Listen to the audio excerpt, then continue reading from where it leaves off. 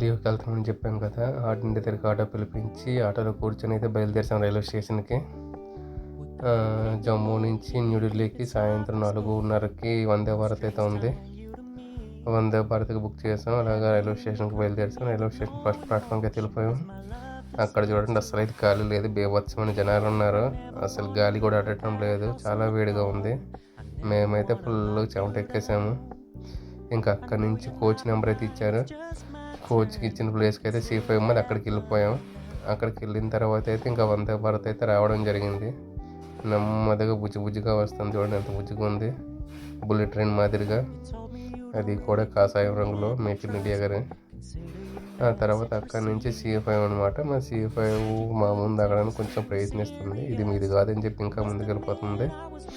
అక్కడి నుంచి అలాగ వెళ్ళాక మా సీట్లో మేము కూర్చుని పోయాం. మా సీట్లో కూర్చున్న కొద్దిసేపుకి ఇంకైతే స్నాక్స్ ఇవ్వడం జరిగింది. ఇద్దరికి మనిషి ఒక ప్లేట్ ఇస్తారు. ఎవరి స్నాక్స్ పటపట లాగించేసాం. ఒక శాండ్విచ్, ఇంకా కార్న్ ఫ్లోక్స్, రియల్ జ్యూసు, ఇంకా చాయ్ లాంటిది, ఇంకా ఇలాచి చాయ్ని ఇచ్చారనమాట. ఇక్కడి నుంచి చక్కగా తినేసి ప్రయాణం అయితే చక్కగా సాగించాం. ఆ తర్వాత ఇదే ఫస్ట్ టైం నేనైతే జమ్మూ నుంచి న్యూఢిల్లీ నుంచి జమ్మూకి పగల టైంలో వెళ్ళడం. ఎందుకంటే ఏ ట్రైన్ ఎప్పుడు కూడా రాజధానికి ఎక్కుతాం అది నైట్ టైంలో అనమాట. ఇటు నుంచి కూడా అటు నుంచి కూడా బయట ప్రపంచం అయితే ఏం కనిపించేది కాదు. ఇక్కడైతే విండో సీట్లో కూర్చొని చక్కగా ప్రయాణం చేసాం. ఇది కూడా చూడడానికి చాలా బాగుంది. నైట్ భోజనం అయితే ఇచ్చారు తర్వాత. ఎందుకంటే నైట్ 12 కూడా భోజనం కూడా స్నాక్స్ కూడా 2 ఇచ్చారు. చాలా బాగున్నాయి. తినేసి లాస్ట్లో ఐస్ క్రీమ్ ఇచ్చారు. ఐస్ క్రీమ్ కూడా బాగుంది. భోజనం బాగుంది, పర్లేదు.